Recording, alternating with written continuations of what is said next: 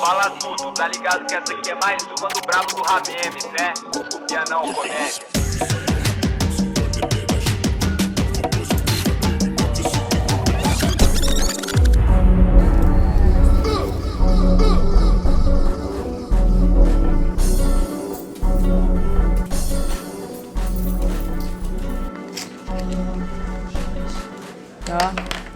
I might have to run and get grabber. I'm a grabber snob. Yeah, we were doing a quick deli run.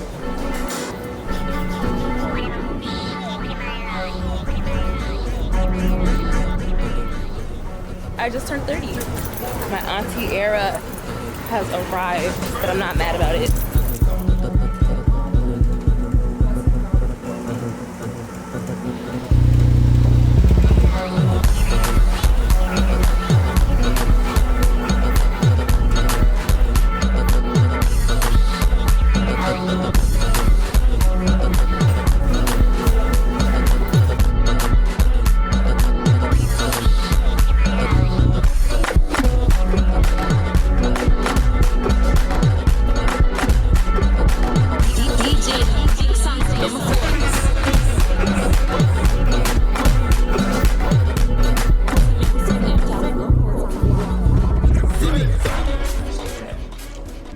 My name is Dylan Ali. I am from the suburbs of Washington, D.C., so PG County, Whittaker County, Maryland.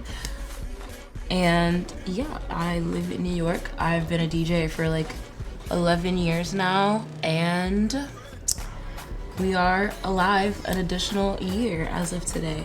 How do you feel about it being your 30th birthday? Oof. It's cool that we're finally here. I think the imaginary milestones that like I kind of subscribed to throughout my childhood and adolescence, those kind of got debunked within like my first few years in New York, which was a wonderful thing because had I not gotten that reality check, I would be a very miserable person. So I think I'm on par for whatever I'm supposed to be doing given whatever circumstances that I've been given, because being a freelance in New York in like the most expensive time to ever live in New York will absolutely humble anyone for sure. So it's really gonna be me and my chosen family at the club tonight. I just wanna have a fun night. Yeah, just enjoy the beginning of a new era, I guess. I had obviously the 3 Bantu knots, but this is still a good braid down and it's only like a week and some change. So we're just flattening this, throwing a wig on that jump. I listen to so much music. I went to middle school right outside of Baltimore, and there was a lot of Baltimore club playing on the radio, and I think that plus like growing up in Block era kind of informed my like palette for dance music. I think my love for music probably came from my parents. My mom is a huge music buff, my dad is too. They listen to just different things. My dad's from New York, so like hip hop was just always part of our music consumption. Academically, she was very, very about her business. You know, she was still never scared of a party. If you combine academics plus social life, she's number one. And then some. He was the first person to put me on to like Afrobeats and to house music, which is so random. And this was like before everyone was listening to it. And I was like, whatever, Dad.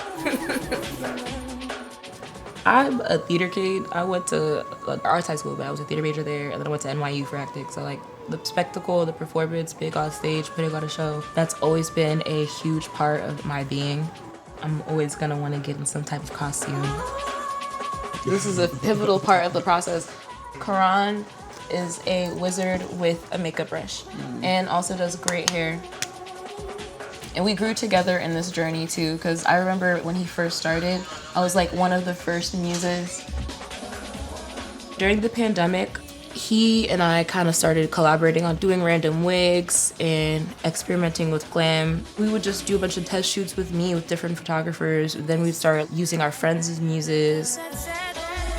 So to see him blossom, we're both blossoming together. Yes, wing liner with a bang. I'm gonna look like Nikki.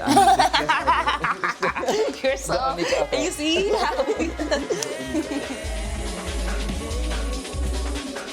I believe in playing for everyone. When you're in a place as diverse as New York, you're kind of forced to engage with cultures that are outside of your own. So I think that broadened how I play, and now I play for the world. I get to share music in a way that feels different than just listening to it for myself. I get to introduce people to things that they've never heard before, which I think is important because people come to the club for a form of escapism, and there should always be a new form of discovery within that if you're trying to escape the perils of every day. The underground and the streets are always going to be a reflection of where we are as a society, regardless of how that message is told. And I think it's cool that people who literally exist in the peripheries of society get to have their messages blasted in a loudspeaker, and the people who are oppressing them are forced to kind of be confronted by that. And granted, some of them are never going to really internalize that because they're seeing this moment as escapism, but that is one moment in their day where they're forced to engage with the culture outside of their own that's not within that hierarchy, you are my laborer, you are here to service me in some capacity.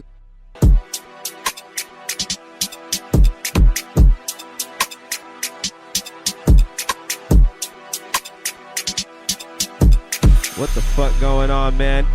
Dylan in the motherfucking cut. I'm sweaty as fuck. Fuck it. We about to go crazy. Let's keep the good times going.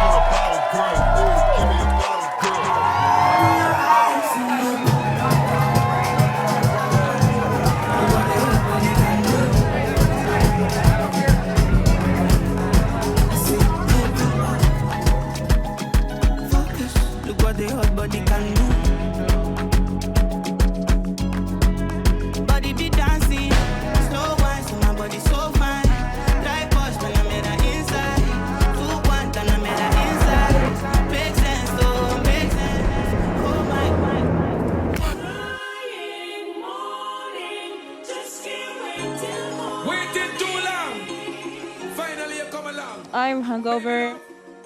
I'm happy to have had a wonderful birthday. Last night was a movie. Had a wonderful time. I am so happy about how everything turned out. I'm glad I got to spend time with my family. And it was cool seeing all my friends and community show up. The room was very diverse and beautiful in that way. I loved it. Tonight I'm playing at Mood Ring. It's Mood Ring. We're probably gonna play some dance music.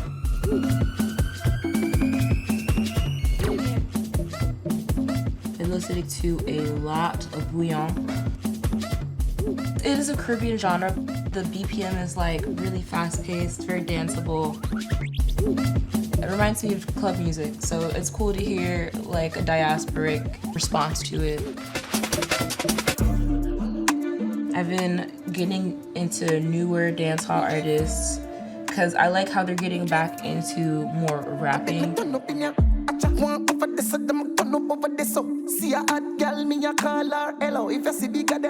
love the hyper-pop resurgence in hip-hop, especially with the underground rappers. So I was really into Shay's album, Rest in Bass. That was really cool.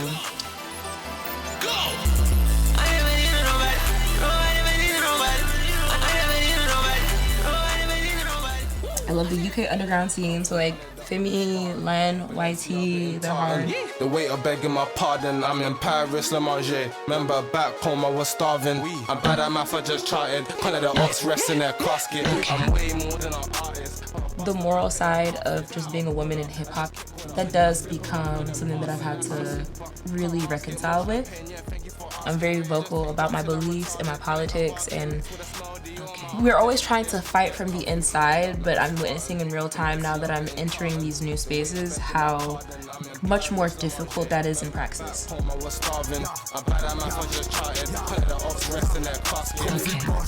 The ethics side of it, I feel like the higher you climb in the ladder, the deeper you get in like the branded and the corporate side. You're like, okay, am I going to really double down and be late on rent, or am I going to take this job and just really take that fucking L? On one end, it's like, okay, I think me being here is part of fighting for the cause because it otherwise could have gone to like some random white guy. However, it's like, okay, cool, I was the like diversity quota, but there's still people who live within like a 1 mile radius of me who aren't eating and are getting over policed. Okay. And then also you have just like the culture around the things that you're doing. Sometimes the club owner might be a creep. Sometimes you might deal with some egotistical rapper who hates all women.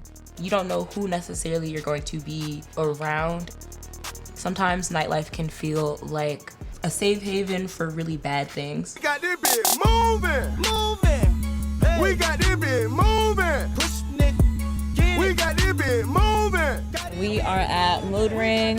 Moving. Really moving. The infamous Mood Ring. I'm DJing the Unuction.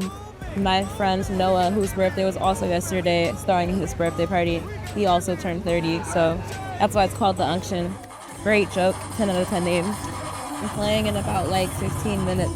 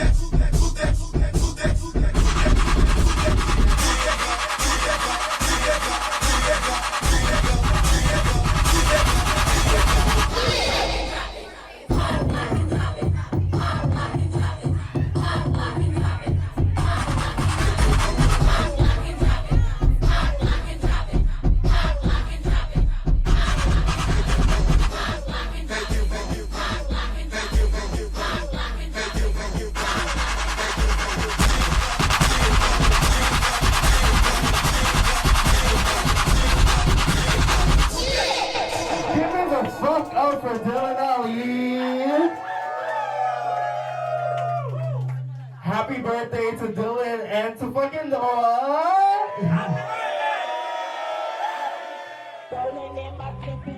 Conforme a la voluntad de Dios. I was like, why you block me like that? Last night wasn't even like a curated set or anything. It was just fun stuff. I knew my friends were gonna be there. Literally just played stuff I enjoy. Love the club, but I don't necessarily need to be chasing these nightclubs around for the rest of my life. We are in the 30s. I want to be more selective with the jobs that I do. And even the smaller ones that I take on, I want it to be a gag. Like, what the hell is Dylan doing here? I want anytime I do this to really mean something to me artistically. When you're playing the game, you don't have the luxury of saying no to shit, especially if they're paying enough.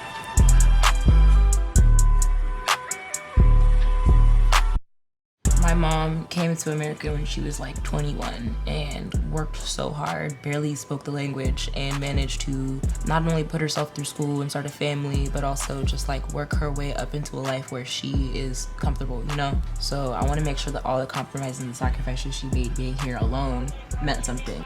And same for my dad too. Being a black man in America isn't easy, and he had a lot of things to navigate trying to survive. I want to make sure the sacrifices he made for me are also honored, and I also want to see him accomplish his dreams. Sometimes I doubt myself a lot, but the love and encouragement I get from my community really helps. It'll be like a random message where someone's just pouring their heart out. How there's one random DJ that like changed their night or changed their life or made them listen to music differently or made them want to start picking up a Dex. That's another thing that gets me going.